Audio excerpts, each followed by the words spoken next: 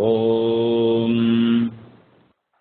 वक्रतुण्डमहाकाय सूर्यकोटिसमप्रभ निर्विघ्नं कुरु मे देव सर्वकार्येषु सर्वदा सरस्वती नमस्तुभ्यं वरदे कामरूपिणी विद्यारम्भं करिष्यामि सिद्धिर्भवतु मे सदा गुरवे सर्वलोकानां विषये भवरोगिणां निधये सर्वविद्यानां दक्षिणामूर्तये नमः।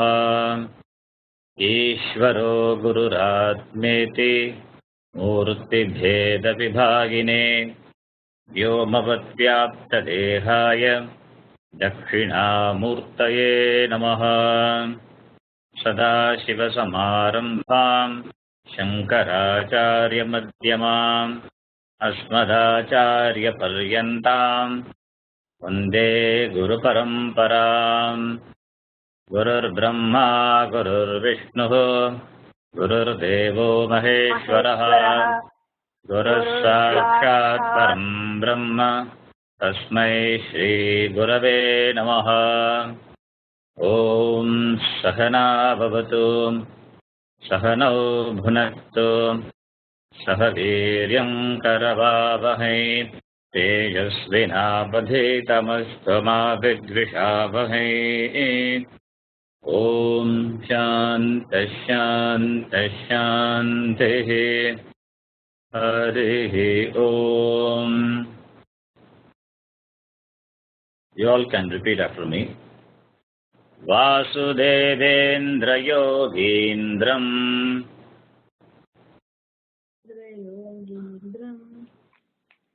नत्वा ज्ञानप्रदं गुरुम्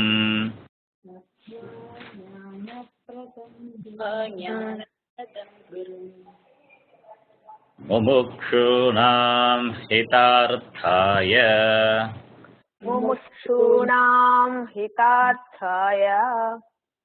तत्त्वबोधोऽभिधीयते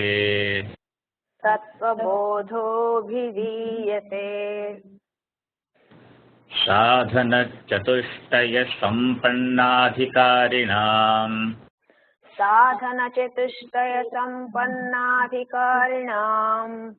मोक्षसाधनभूतं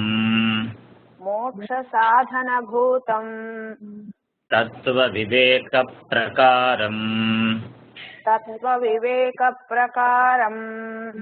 वक्ष्यामः। साधनचतुष्टयं किम्? नित्यानित्यवस्तुविवेकः।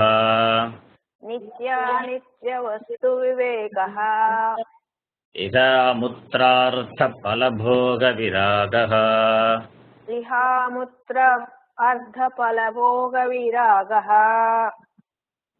शमादिषट्कसम्पत्तिः।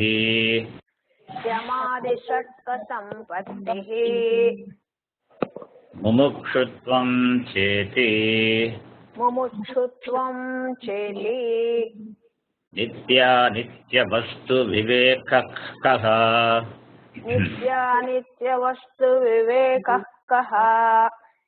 नित्यवस्तु एकं ब्रह्म। तद्व्यतिरिक्तम् अन्यत् सर्वम् अनित्यम्।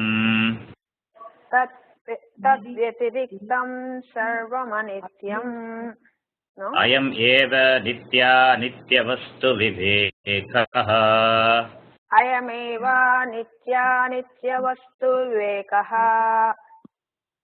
Okay, you can mute your mic now. In the last class, we have discussed in detail the meaning of Nitya Vivekaha. Vivekaha is gained by assimilating the various experiences which we undergo as a human being, starting from this world and extending to the world which we reach after death. Whether it is here in this world or there in the other world, all experiences are going to be limited. All experiences are going to be finite. They are going to be impermanent. But the author says that there is something which is permanent. What is that? Nityavastu ekam Brahma. There is only one permanent thing and there are many impermanent things. That which are permanent, that which are impermanent will be finite. Will be finite and limited. It has limitations. Limitations in terms of desha, kala and vastu. That is in terms of place, time and objects. That which is permanent cannot be finite. And therefore it is infinite and unlimited. If there are many impermanent things and that there is only one permanent thing, will not the impermanent things limit the permanent thing? Will not the permanent thing become finite? Yes, if it is so, it will become. Because when there are two different things, one is permanent and the other is impermanent, therefore one can limit the other. Limitation comes. Then we cannot say that the permanent thing is infinite. It becomes finite, it becomes limited. Because there exists something other than that. Too many impermanent things are there. If the permanent thing is infinite, then it cannot have anything other than that. Otherwise, infinite has no meaning. It becomes meaningless.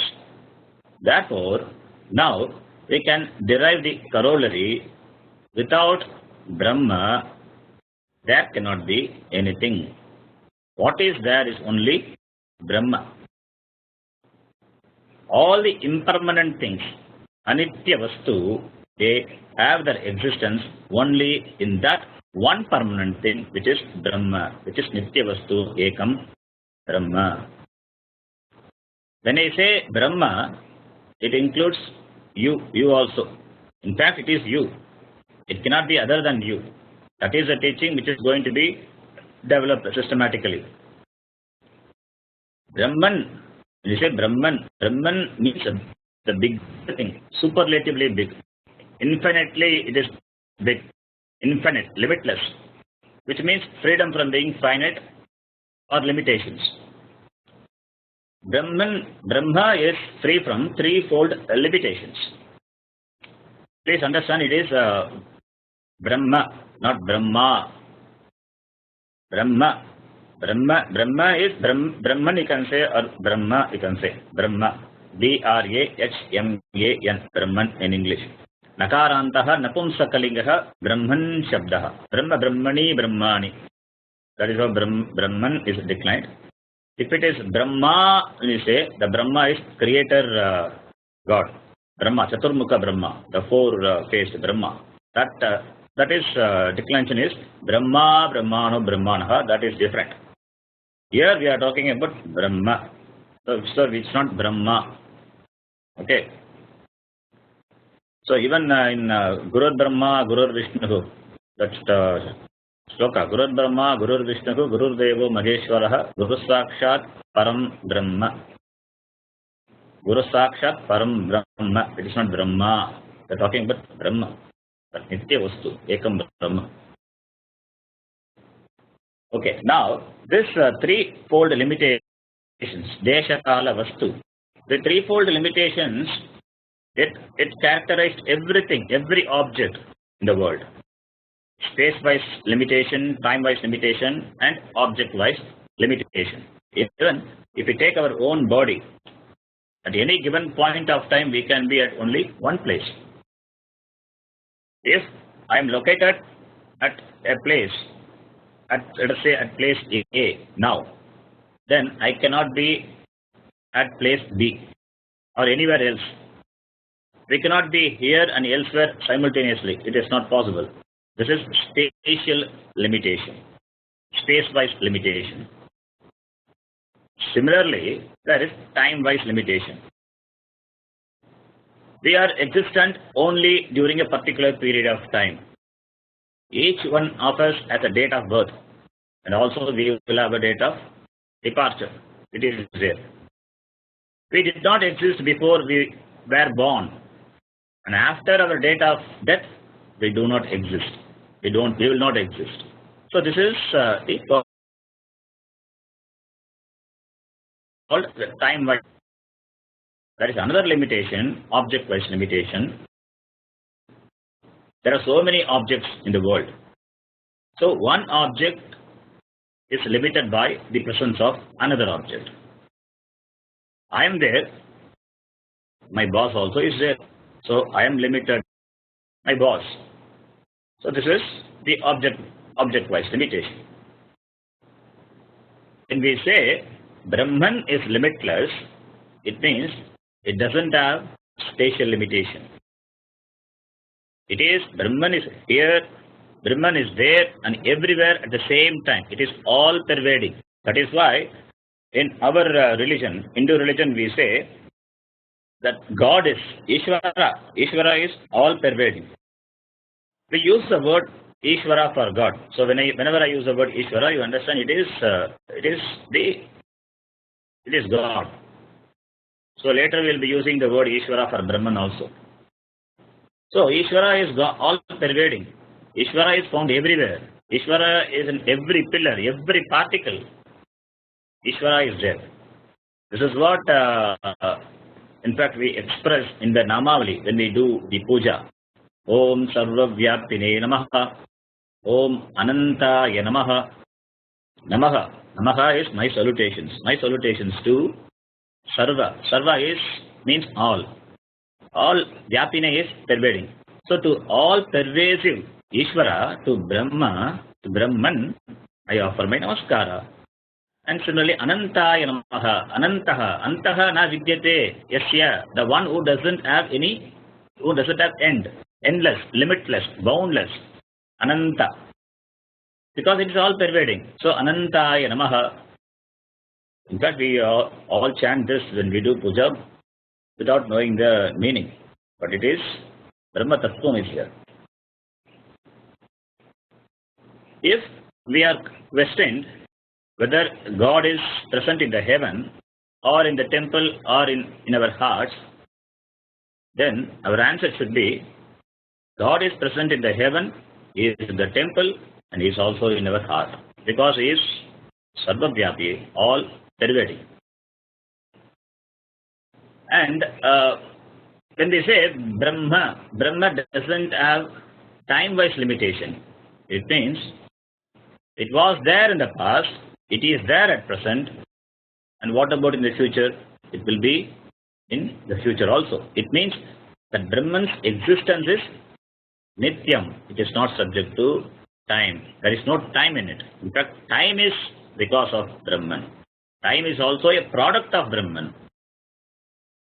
Even during Pralayam, the resolution of the whole world, even when the whole universe resolves, Brahman will continue to exist. So, Brahman means that which is not subject to time, and it is all pervading. The author says, it is the only permanent thing. Nityavastu ekam Brahma. It is everywhere. So, only we have to discern what it is. We have to discover that Brahman. In the context of our religious scriptures, Brahman is popularly known as Ishvara, God. That is God, Ishvara. But in the Upanishads, the name Brahman is used. In the Upanishads, they use the word Brahman. So, when you say Brahman is permanent, it means what? Brahman is permanent is God alone is permanent. Ishvara alone is permanent. Brahman alone is permanent. According to our scriptures, a real thing alone can give us real happiness, permanent happiness, nothing else. And what is the real thing? Ishvara, Bhagavan, Brahman. Brahman alone is the only source of happiness, nothing else. you take anything in the world, anything, whether it is an object or a person or any situation, if you take, it will have these three defects. Anityatvam, dukkha mishrutatvam, and atruptikaratvam. These three defects will be there. It will be a mixture of these three defects. Anityatvam. Anityatvam means impermanence. Dukkha mishrutatvam. It is anything you gain, it is mixed with sorrow. Dukkha will be there. There is nothing which is only pure sukha. Nothing like that in the world. Atruptikaratvam. Atruptikaratvam means there is no satisfaction, dissatisfaction. Nothing in the world which can give you a everlasting, permanent satisfaction. There is nothing in that. Nothing like that in the world. Therefore, this whatever you gain in the world, they are all anitya vastu and they cannot give happiness. That which is permanent alone can give you anandam, happiness. And therefore, what is permanent? What is nityam? Brahman. Therefore, Brahman alone can be the real source of happiness. Brahman alone can be the real source of security. Because any impermanent thing cannot give us security. An impermanent thing itself is insecure. So how can one insecure thing give security to another insecure thing? It is not possible. Security and happiness, or in other words, artha and kama, it can come only from a permanent source, and that is Brahman alone.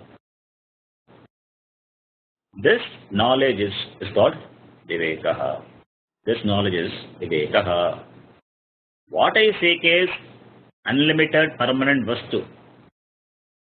What I seek is unlimited permanent vastu, which is none other than myself. Because when I say Brahman, Brahman is everything, includes me also. Therefore, now we can see that what I seek is unlimited, the permanent vastu, it cannot be other than myself. If it is so, then where will I get permanent vastu? If I can use a word, get it. Getting it means seeking it. So where will I get it? A samsari is one who continues to seek. He continues to become something. There is no end to his seeking process.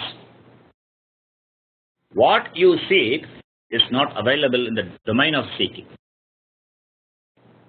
That understanding which comes out of your various experiences in life is called viveka. In Tattvabodha, the author will not tell the means to gain any qualification. The author will only mention the qualifications, sadhanani. In the last class, I told by mistake that the author will tell how to acquire the qualifications. But this text is not meant for that. This text is Tattvabodha is studied after one becomes an adhikari. So, in the entire text of Tattvabodha, the author he will not give the means to get this qualification. If you want to study Vedanta, Upanishad, you should have these qualifications. If you don't have them, where should you go? How do you get that? What should you do? In Vedanta, including Tattvabodha, you will not find the answer. You don't get the answer. You have to supply the answer. You have to give the answer. That is, the first portion of the Veda. The first portion of the Veda is Veda Purva or Karmakanda. Karmakanda portion of the Veda. It is that portion of the Veda deals with this subject matter. The self-knowledge, Atma-jnanam, is dealt with in the final portion of the Veda, otherwise called Vedanta. In the Vedic tradition, the question of acquiring the qualifications doesn't arise at all. A person studies the first part of the Veda called Karmakanda. If he studies for 12 hears continuously and learn mantras as well as the method to perform nitya karma, daily duties, and naimitika karma, obligatory duties. After study, within a prescribed short duration, he has to immediately get married and or take to a naistika brahmacharya ashram. Because nobody can live unconnected to any ashrama. After marriage, entering Grihastha ashrama, now the person he lives in keeping with the Vedic injunctions. And over a period of time, in the course of his life, naturally he gains adhikaritvam and is ready for Vedanta, the latter part of the Veda called Jnanakanda. The first portion of the Veda prepares a person for Atmajnanam, and the final portion of the Veda, which is Vedantaha, Vedasya Antaha, it teaches Atmajnanam. Veda Purva Bhaga, it deals with this topic. That is, how a person should get this qualification, Sadhana Chatushtayam. How he should become an adhikari for this Atmajnanam. That is dealt by the Veda Bhava. The first portion of the Veda, it makes a person fit for Atmajnanam, and the final portion of the Veda gives Atmajnanam. In 2 stages, the Veda gives freedom to the people. But Tattvabodha, being the essence of the last portion of the Veda, Vedanta, it will not deal with this topic. Vedanta or Upanishad, it takes for granted that all the people, whoever approaches Upanishad, is considered to be adhikaris. So what about people like us who directly come to Vedanta without going through the first part of Veda Purva? Here comes a Shastram called the Bhagavad Gita. This is the glory of Bhagavad Gita. Bhagavad Gita, it addresses the topic of adhikaritvam as well as jnana. Only in Bhagavad Gita there is that glory. In Gita, both the Upanishadic portion is discussed as well as the Purva Bhaga of the Veda as to how to get the qualification. That is also discussed. So, therefore, we have to take the idea from the Gita and supply here. For this, Purva Bhaga is prescribing the sadhana or the spiritual pursuit known as Karma Yoga, which is the means, which is the method of acquiring this qualification, Viveka. How to get Viveka? The method to gain Viveka is through Karma Yoga. How Karma Yoga will help in getting Viveka, that we will see. Now, this Viveka Shakti is the power to discriminate. It is natural to human beings. They need not borrow from anyone. But what the Shastra says is, this Viveka Shakti, it will become active, it will become functional only when the mind is quiet. One will be able to use this Viveka Shakti only when the mind is quiet and balanced. In a disturbed mind, in a turbulent mind, this Viveka Shakti becomes blunt, stifled. And Karma Yoga is the method by which one can gain a calm, balanced, poised mind, even while active in the world. A calm mind is an alert mind. That alert mind will be able to make fine distinctions between things. That alert mind only will be able to discriminate. Now, how to get this balance of mind? One can gain a calm, balanced mind by living a life of Karma Yoga. Karma Yoga. Karma Yoga is an attitude towards karma and karma pala. Karma, action. Karma pala, the result of action. In the second and the third chapter of Gita, it is elaborately discussed by Krishna.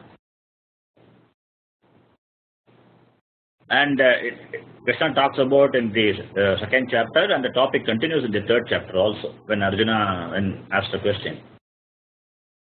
So, briefly, it means, Karma Yoga means doing actions with a sense of duty, doing actions with an attitude that what is to be done should be looked upon as the command of Ishvara, should be looked upon as the command of Ishvara in the form of Vidhi Nisheda. Vidhi is what is to be done, to be done. Nisheda is what is not to be done, should not be done. Vidhi Nisheda. Gita says, Yogaha Karmasu Kaushalam. Yogaha Karmasu Kaushalam. When the karma palam, the result of action comes, I take it as the Ishvara Prasada. Whether the karma palam is pleasant or unpleasant, for the action what I did and what it came back to me as a result of action, I accept with humility as the Ishvara Prasada. Your attitude matters, how you look upon the karma pala. Ishvara Prasada. Prasada, when you say that itself, and even when you take any prasada, naturally you have some reverence to it. So that is Ishvara Prasada. The result of action is also prasada, which comes to you. So you look upon it as the prasada of Ishvara. There is another definition for Karma Yoga. Samatvam Yogaha Uchyate. Samatvam Yoga Uchyate. So, naturally, in course of time, when you follow Karma Yoga, what happens is, you gain a calm mind, which is not tormented by your raga and dvesha, likes and dislikes. You always go by what is right and wrong, not by what I like or dislike. Your raga dvesha will not have any power over you. You do what is to be done, and you refrain from doing what is not to be done. You are in order with the Ishvara, that is Karma Yoga. You don't violate the order of Ishvara. So Samatvam Yoga Uchyate, Yogaha Karmasu Kaushalam. All these are it's a huge topic which is elaborately discussed in Gita. So what happens when the mind is calm and balanced? When the mind is calm, I cannot go through the experiences mechanically. When I go through every experience, I will analyze, understand, assimilate them. What is this analysis? Let us say, I have earned a lot of money. I have earned a wonderful position in my life, in my office. I got a lot of people around. Does it mean that my search for long-lasting happiness accomplished? Does it mean that my pursuits come to an end? No. A karma yogi alone will be able to question like this, because his mind is free from raga and vesha. A person who lives blindly follows what others do, leading a programmed life, he will not question. My father did this way, I also do. My friends did this way, so I also do. I just follow blindly what others did. They got degree, they got job, they got married, they got children. The children got married, finally they retired. I also do the same thing. I don't question my action. There is a beautiful shloka is there. Gatanu gatiko lokaha na lokah paramartikaha guttam saikatalingena ashtam me tamra bhajanam. This is a beautiful shloka, but there is a story behind this shloka. I tell you the story, it's interesting. A person, he went to Rameshwaram. He went to Rameshwaram to have this Setu Snanam, to take bath in the Setu, the ocean. Setu Snanam. That person had a copper vessel, Kamandalu. So it was a vast sand beach. This person wanted to keep the Kamandalu safely in a place, because he cannot hold it when he takes a bath. So he has to close the ears and the nose when he takes a dip. So he has to use both his hands. So he cannot hold the Kamandalu. So he decided to bury the Kamandalu in sand, and he made a heap of sand over that in the form of a lingam, Shivalingam, so that he can identify the place where he kept the Kamandalu. when he comes back, he can identify it. So he made a heap of sand in the form of a Shivalingam, and he entered the sea. There were many pilgrims who came there to take bath. They all saw what this person was doing, and they thought this is a tradition, and everyone they thought this is a tradition everyone should follow, and all of them started making sand lingam on the shore and entered the waters. When this person, after bath, when he came, he saw Shivalingam all over. Now, how to know where is Shivalingam, where his Kamandala is? He lost his copper vessel. On the shore, when he came back, he found there was number of Shivalingam. So he lost his copper vessel. Because of what? Because nobody thinks before doing. Everybody follows the other person blindly. No independent thinking. No analysis of experiences. This is what a common man does. But a karma yogi, he examines experiences. He does a deep analysis, in-depth analysis of his experiences. Parikshalokan karmachitan brahmanaha nirvedamayat nastya kritakritena. It is a Upanishadic mantra which talks about this pariksha, examining the experiences. We would have studied in Mundaka Upanishad this mantra. So always we should ask, what do I seek and do I get that? If I ask such a question, then I am bound to come to the conclusion that everything I come across in life and get in life is only temporary in nature and doesn't give total fulfillment. It doesn't take years to come to this conclusion. A repeated few experiences are enough. I'm trying to lean on money, status, power, position, people, and so many things in life. And each one of them is anityam, ashashvatam. It is going to cause sorrow, either now or later.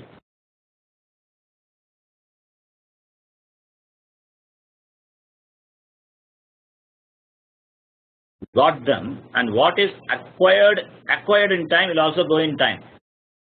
Whatever is born in time will have to go in time. So when I analyze, I become wiser and wiser and become mature. And in one sweep, we can say everything in the world is anityam. There may be gradations in anityam. For example, an insect can live for 2 days. Compared to an insect, my life is longer. But still, it's anityam. I may get a lot of money. Compared to 1,000 rupees, 1,000,000 rupees may be a huge money, but still anityam. So I come to know that even though there are gradations in the world, but still everything is anityam.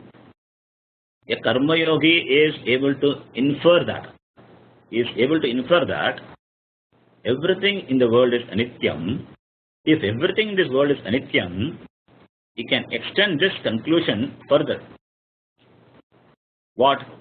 If by my good action, if at all I am going to acquire some other higher world like Swargadi Lokaha, it may be there or may not be there. That is a different thing. If it is there, which I can acquire through my noble actions, that world also has to be anityam. Why? Because it is gained in time. You need not go to heaven to infer this. Sitting here, you can infer. To know that heaven is anityam. It is inference. You gain data from one experience, and from those data you are able to arrive at a conclusion. So, if we know all the worldly materials are anityam, we can extend and come to know that heavenly experiences are also anityam. That heavenly experiences, what you gain through punya karma, that is also anityam. If you are living for 100 years in the world, maybe in Swargaloka you may live for 10,000 years. Only that much. But the fact is, it is anityam. Shastra also says that tad yatha igat karmachito lokaha kshiyate tat tatha amutra punyachito lokaha kshiyate. So when you go to Swaraloka, as long as you got punya, you can enjoy. But every day you enjoy Right? In Swargaloka, from your account that punya will be diminishing. So all this knowledge, simple knowledge, it is possible only when you use your buddhi. But the problem is now we don't use our buddhi because we have no time. We get up early in the morning, do our routines, rush to the office, come back, and most of the actions are mechanical. The problem is not that we don't have wisdom or maturity, but we don't have scope for bringing out because our life has become more like a machine. So the Karma Yoga is a method. Karma Yoga is a method to get the maturity that all that here is anitya. Why should we know that the world is anityam? Let it be whatever. I get and some anitya joy out of it always. No. This analysis is necessary because the joy derived from anitya things will also be anitya. And the time comes when I lose my so-called joy, which is going to be more painful. So, anitya things give joy in the beginning and sorrow later. It will end later. It is going to end, giving rise to intense pain. And we see this every day. So, a karma yoga, it gives this nitya, anitya vastu vivekaha. By karma yoga, you gain the understanding that what you gain in the world by your pursuit is satishayam. Satishayam. Satishayam means that you are subject to improvement. Always there is a scope for improvement, whatever you gain in the world. And also sapeksham. Sapeksham, it means things are relative in nature. Joy and sorrow, gain and loss, labha, labha, jaya, jayo, always they are two sides of the same coin. You gain something, it means you have lost something. Losing one thing, you gain something. From one angle it is good, from another angle it is not good. It is not desirable. There is nothing called the object as absolute good thing. There's nothing in the world. So these are the doshas of the objects which in the gain in the world through our actions. Therefore, by any amount of karma, you cannot get the peace, you cannot get the happiness, the freedom which you want. So what gives freedom? Moksha. Only self-knowledge, atma-jnanam, brahma-jnanam. Jnanat evatu kaivalyam. Moksha prapti is only through atma-jnanam. Without atma-jnanam, there is no moksha. There is a beautiful shloka which says, Yada charmavat akasham Veshta ishyanti manavaha tada devam avijnaya dukkasyanto bhavishyanti. This shloka tells that without self-knowledge, one can get moksha. How? Only if it fulfills one condition. What is the condition? You roll the sky from one end to the other like a mattress. If you can roll it, then you can get moksha without self-knowledge. So what does it mean? It means it is not possible. So, to arrive at moksha and to know that moksha is possible only through jnanam, we have to do a lot of vivek, starting from differentiating and analyzing the nitya vastu, anitya vastu. So this is bodhi, the viveka. Up to now, we have discussed elaborately on viveka. And we will discuss it on Viveka further. Whenever the opportunity arises, we will take up the topic and discuss. Now, we will I can take up the next qualification, Viraga. So, you can chant with me. You can repeat after me. Viraga. Viraga kaha. Viragaha kaha. Iha swarga bhogeshu. Iha swarga bhogeshu. Ichcharahityam. Ichcharahityam. Okay. You can mute your mic. So, viraga kaha. What is dispassion? Viraga means dispassion.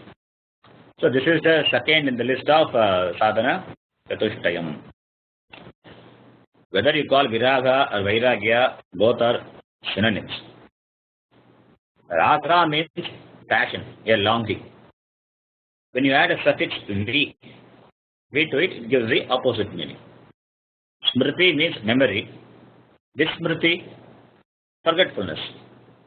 Dega is body. Videga, absence of body. That is why we say Videka Mukti and all. So Raga means passion, Viraga, absence of passion, dispassion. Okay, what is called dispassion? See, these are all technical words. You cannot get an idea of this by saying the meaning of these words in the dictionary. So that is why it is defined here. The author defines. Iha swarga bhogeshu icha ragityam. Absence of longing for the pleasures obtaining in this world as well as in the swarga.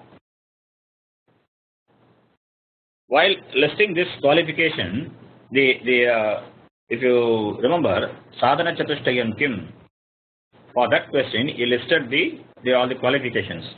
There itself author gave a definition. He said igamutra palaboga viragaha. Here this amutra is replaced by swarga. That is the only change.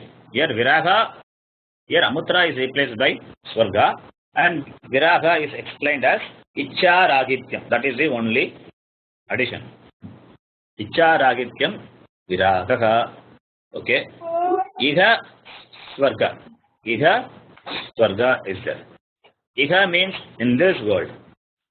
In this world means you can, whatever you accomplish in the world also you can take. Iha. Power, money, pleasure, status, name, fame, everything. Iha. Swarga.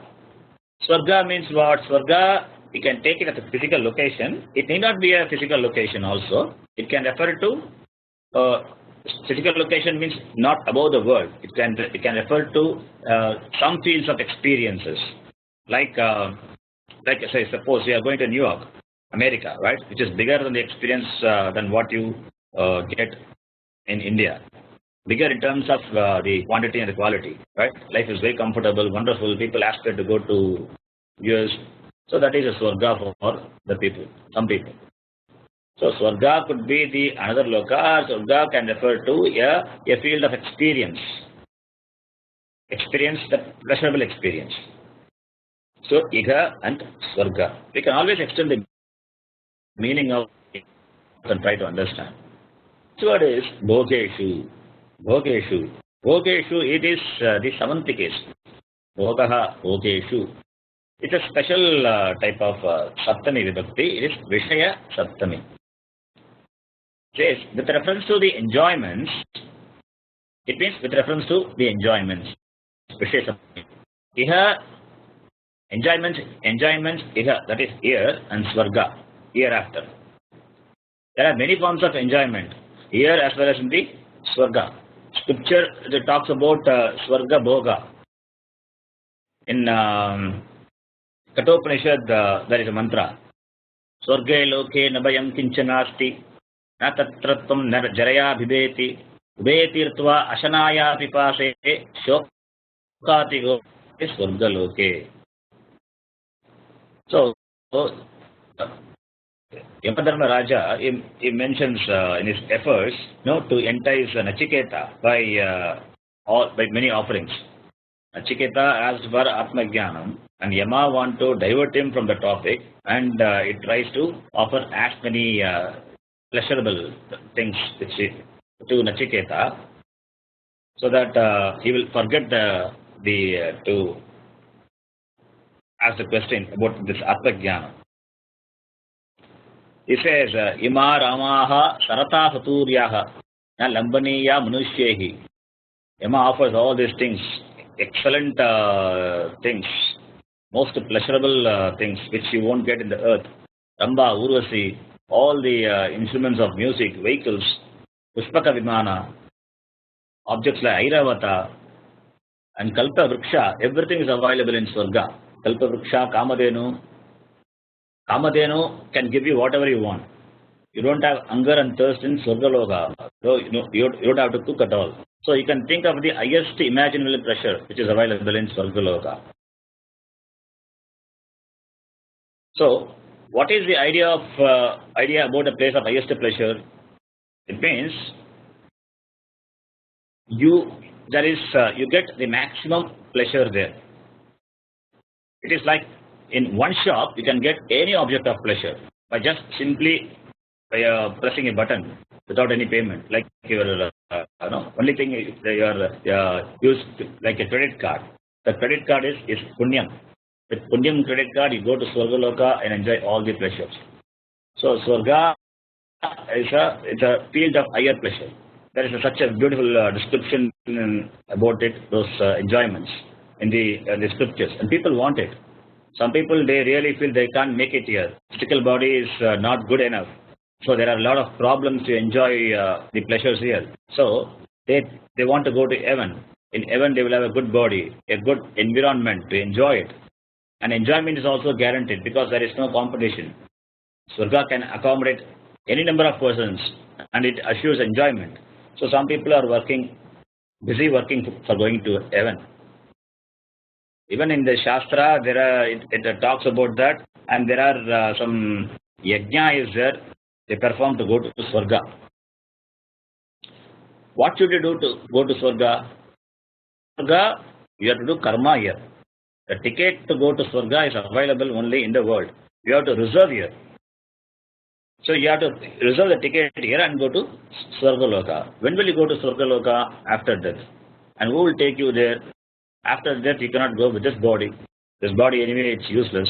So, and this body has got a lot of other problems also. So you require a special body. You will get it. Which is, you get it by getting a ticket here. The ticket in the form of gaining punya. So this, most of the religions are heaven bound. There's they say that you enjoy all the pleasures. You will have eternal pleasures in Swarga. But our study of Vedanta, our religion is not like that. We know even the Swarga, if it offers the highest pleasure, we know that is anitya. Because it's nothing, yata iha tata amutra. As it is here, so it will be there. Here, the sukham, what I enjoy is going to end. There also Swarga is a place where I go. There is a movement is there from here to there. Maybe my body is different, but it is also going to be anitya. Shastra encourages that. If you want to go, there are rituals available, do it and go and enjoy. But Viveki will not opt for that. And the person who has viraga will not choose that. With reference to enjoyments, whether here or hereafter, what? Icha ragityam. Icha means longing. Ragitya means absence. Absence of longing for the Bodha with reference to the enjoyable experiences either here or there. That is viraga. That is a qualification. Important qualification. It is not that the experiences will make you happy or so. It is not the point. It is only anitya nishchayaha. Again, even in Swargaloka, there will be a taratamyam will be there. One fellow will have a better equipment, better upadhi, better possessions, right? So, anywhere you go, there will be problems. There will be a similar problem like here. When this is properly understood, so naturally what happens? You develop icha ragitya. A discerning person, he wants neither enjoyments here nor enjoyments there because the problems are similar. So turning away from the bhoga, from the enjoyment, seeing the limitations is called viraga, dispassion. That state of mind of a discerning person is icha ragityam. Icha ragityam. If you want to clearly see the state of mind, let me try to give you an example. You have a lot of things in your room and you want to clean up everything. All the old containers, boxes, newspaper, and old obsolete electronic gadgets which are of no use to you, you throw them out. So when you throw them out, you step back and see them. What will you feel? Do you have any sense of ownership over that? Once it was yours, now it is not yours. You have thrown it away. And somebody may come and pick it up. And you don't have raga for it anymore. Right? So, because you have given up those things, does it mean that you feel empty now? No. You have grown out of it. You have no value for it now. You discovered that these things have no value. So that is the status of a mind of a dispassionate person. So the vairagyam is a natural consequence of viveka. Viveka is there. When viveka is there, vairagyam naturally it happens. Suppose if you show a 10 rupee note and a 100 rupee note to your child, the child doesn't know what it is. It cannot differentiate the two. It may just pick up any one of them.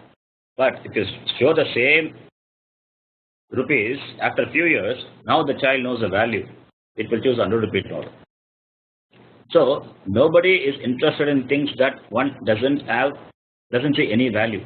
A choice is always dependent on discrimination, for which one must know.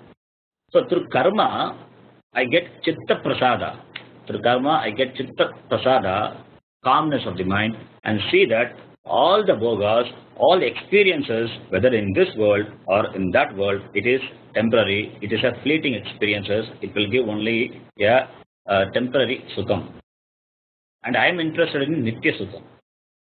And also I have the apatata jnanam. Apatata jnanam is a jnanam which I get through hearing from Shastra, from some senior people, which says there is a nitya vastu known as Brahman.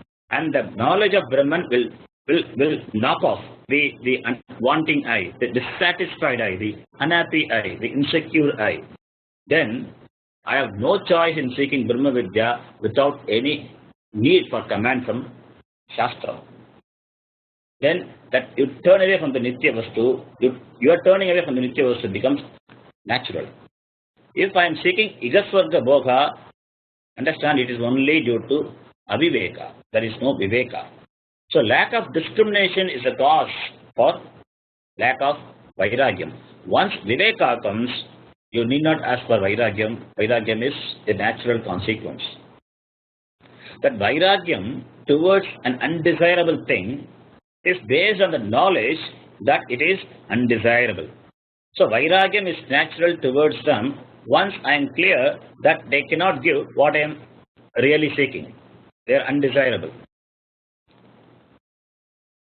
So now you see the dosha in them, limitations of the arthakama, and you understand that being the cause for problems. So they are undesirable, and you know where nitya sukham is available. So vairagyam naturally, automatically it rises. Understand that vairagyam is not hatred. Vairagyam is not physically giving up something. Vairagyam is not even dismissing money as having no value. No. Vairagyam is not dismissing the house or the property as having no value. No, it is not like that. They have this money, they have the buying power. It is fine to use them for what they are meant. But I don't look for total fulfillment in these pleasures. So vairagyam is not disenchantment with these things and beings. Sometimes people develop vairagya because of some undesirable things happen in their life. That is not real vairagya.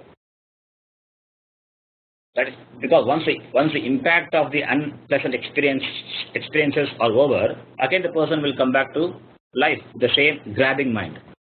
They call this as smashana vairagyam. Vairagyam is there. That vairagyam will be there until one comes from the cremation ground. Once he comes back from the cremation ground, that person will become a normal person. One may get a vairagya because he could not accomplish it. That is also not vairagya. They are all temporary because they are not backed up by viveka. So the means of vairagya is viveka. And the means of viveka is karma yoga. If vairagya is a natural consequence of viveka, then viveka alone need to be mentioned, not vairagya. Then why do they separately mention viveka and vairagya? That we will see in detail in the next. We have to discuss a lot about it, so that time is not sufficient now. So we will do it in the next class. We'll stop here. Om Purnamadah Purnamidam Purnat Purnamudachyate Purnasya Purnamadaya Purnameva Vasishyate. Om Shanti Shanti Shanti. Harihi Om Shri Gurubhyo Namaha.